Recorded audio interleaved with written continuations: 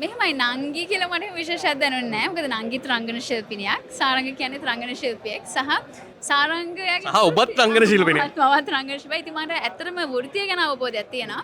ඉතින් මං එයාගේ ඒ ප්‍රොෆෙෂනල් ලයිෆ් එකට මේ බාධා කරන්නේ බලපෑම් කරන්නේ නැහැ. ඒ නිදහස මම එයාට දීලා තියෙනවා. ඒක නංගිත් එක්කද කාත් එක්කද ඕනම රංගන ශිල්පිනියක් එක්ක එයාට ඒ නිදහස තියෙනවා. සාරංග හස්බන්ඩ් ශනු නංගි කියලා අමතක වෙන තරමටම එයාලා ඒ චරිත ජීවමාන කරා. මට ඒ කියන්නේ එහෙම දැනෙන්නේ නැහැ දෙන්න මගේ ෆැමිලි එකේ කොටසක් කියලාවත් දැනෙන්නේ නැහැ. මොකද ඒ තරම මට හිතෙනවා අපි චිත්‍රපටයත් එක්ක බද්ධ වෙනවා ඒ පැය දෙක ඇතුළත. දැන් ඇත්තටම වර්තමානයේ ශ්‍රී ලාංකික කාන්තාව මේ තියෙන සංස්කෘතියත් එක්ක තමන්ගේ ස්වාමි පුරුෂයා අඩුම ගානේ වාහනේ ඩ්‍රයිව් කරගෙන යද්දි කහයිර පයින්නකොට ගෑනු ළමෙක් ඒ ගෑනු ළමයා දිහා බැලුවොත් ප්‍රශ්නයක්. එහෙම ප්‍රශ්න ටිකක් තියෙනවනේ වර්තමාන සමාජය තුළ. කාන්තාවක් විදිහට මම මේ චිත්‍රපටය ගැන අහන්න කලින් අක්කගෙන් අහන්න තියෙන ප්‍රශ්න ටිකක් චිත්‍රපටය බලද්දි මට අහන්න හිතුණු දේවල්. දැන් සාමාන්‍යයෙන් සියලුම කාන්තාවන්ට විවිධ නිර්මාණවල තමන්ගේ ස්වාමි පුරුෂයා දායකත්වය ලබා දෙද්දී විවිධ ප්‍රශ්න තියෙනවා.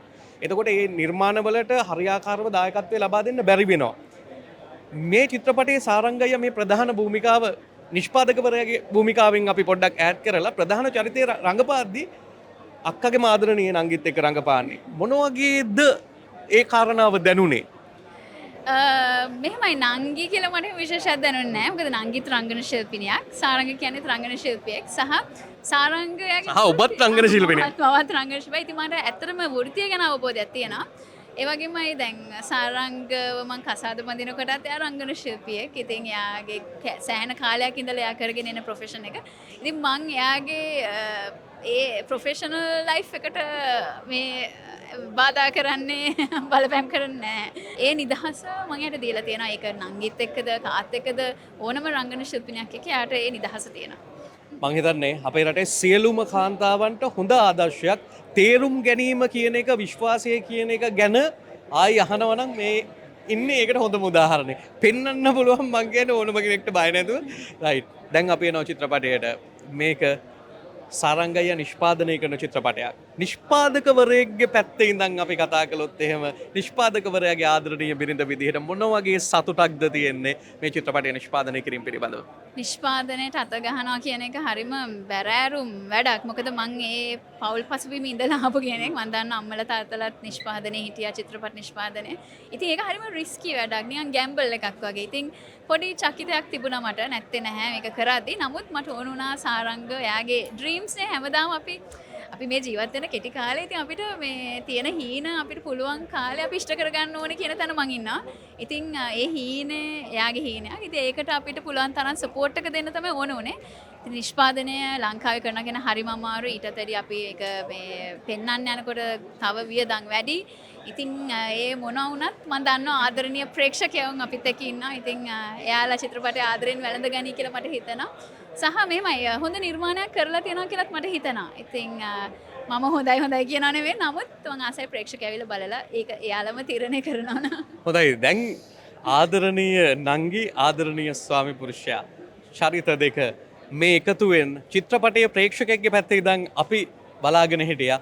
චරිතය ඇතුළේ ජීවත් වෙනවා කියලා මම කලින්ම ශනුද්‍රි රංගනයෙන් දායකත්වය ලබා දුන්නු නිරා චිත්‍රපටයේදීත් මේ කාරණාව කිව්වා කොහොමද ඒ තරම් චරිතය ඇතුළේ ජීවත් වෙන්නේ කියලා හිතා ගන්න බැරි විදිහට ඒක විඳින්න අවස්ථාව හදලා දෙනවා.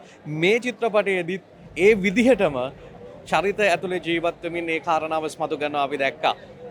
සෑහෙන ලොකු සතුටක් ඇති. හස්බන්ඩ් එක පැත්තකින් ඉන්නවා, චූටි දුව තව පැත්තකින් ඉන්නවා, සාරණ්‍ය ඒත් එකම තමයි ශනුද්‍රි එක පැත්තකින් ඉන්නවා. මොන වගේ සතුටක්ද තියෙන්නේ? ඔව් හරිම සතුටුයි ඔය කියපු කාරණාව හරි. ඇත්තටම සාරංග හස්බන්ඩ් ශනු නංගි කියලා අමතක වෙන තරමටම එයාලා ඒ චරිත ජීවමාන කරා. මට ඒ කියන්නේ එහෙම දැනෙන්නේ නැහැ දෙන්න මගේ ෆැමිලි එකේ කොටසක් කියලාවත් දැනෙන්නේ නැහැ. මොකද ඒ තරම මට හිතෙනවා අපි චිත්‍රපටයත් එක්ක බද්ධ වෙනවා ඒ පැය දෙක ඇතුළත. ඉතින් සතුටුයි ඉතින් පවුලේ කට්ටියවත් එකතු කරගෙන ඊට අමතරව මේකේ පිටිපස්සේ ලොකු ටීම් එකක් ඉන්නවා.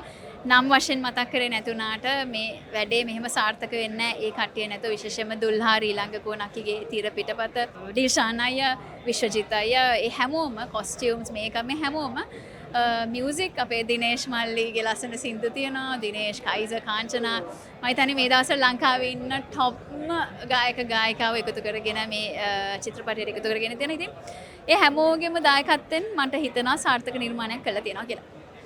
දැන් ප්‍රේක්ෂකයට මොනවද කියන්න තියෙන්නේ? ප්‍රේක්ෂකයා බලාගෙන ඉන්නේ මේ චිත්‍රපටය මං හිතන්නේ නොයවසිල්ලෙන් බලාගෙන ඉන්නවා. මොකද සාරංගයට සෑහෙන දෙනෙක් ආදරය කරනවා. ශනුද්‍රිට සෑහෙන දෙනෙක් ආදරය කරනවා. දිනක්ෂයකට වෙනම තව සෑහෙන දෙනෙක් ආදරය කරනවා. ඉතින් මේ චිත්‍රපටය පිළිබඳව ප්‍රේක්ෂකයාට මොනවාගේ අදහසක්ද දෙන්න තියෙන්නේ? මං හිතන්නේ මේ චිත්‍රපටය හරිම ශ්‍රී ලාංකික ප්‍රේක්ෂකයන් ආස කරන ජාතිය චිත්‍රපටයක්. ලස්සන දේවල් තියෙනවා, ලස්සන සීන්ස් තියෙනවා, ලස්සන සින්දු තියෙනවා, ලස්සන දේවල් ගොඩක් තියෙනවා. ඉතින් මං හිතනවා ප්‍රේක්ෂකයන්ට ආදරයෙන් හිතන චිත්‍රපටයක්. ඒ වගේම තමයි මේක ඉමෝෂනල් රෝලර් කෝස්ටර් එකක්. මේ මොහොතේ දුක හිතනවා, මේ මොහොතේ සතුට හිතනවා, නටන්න හිතනවා, සින්දු කියන්න හිතනවා. ඒ වගේ ගොඩක් එලිමන්ට්ස් ගොඩක් මේ චිත්‍රපටයේ ඇතුලේ තියෙනවා. ඉතින් මං ඒකින්ද හිතනවා අපේ ලාංකීය ප්‍රේක්ෂකයන්ට හරියනම චිත්‍රපටයක් තමයි ආදරණීය තරුවක්. අගෝස්තු මාසේ 6 වෙනිදා ඉඳලා සිනමා ශාලාවලට ඇවිල්ලා නරඹන්න කියලා ආරාධනා කරනවා. හරිම ආදරෙන් නරඹලා අපිට කියන්න මොකද හිතන්නේ කියලා. රයිට්. ඊගාව චිත්‍රපටයේදී අක්කව අපිට දකින්න පුළුවන් නේ? බලමු හොඳට ඉන්න ඕනේ මේ දවස්වල. එතකොට තමයි chance එකක් හම්බෙන්නේ. හරි අනේ බොහොමත් ස්තුතියි. ඒ වගේම තමයි අක්කාගේ රංගන වැඩ කටයුතු සියල්ලක්ම සාර්ථක වෙන්න කියලා අපි හදවතින්ම ප්‍රාර්ථනා කරනවා. බොහොම ස්තුතියි. Thank you.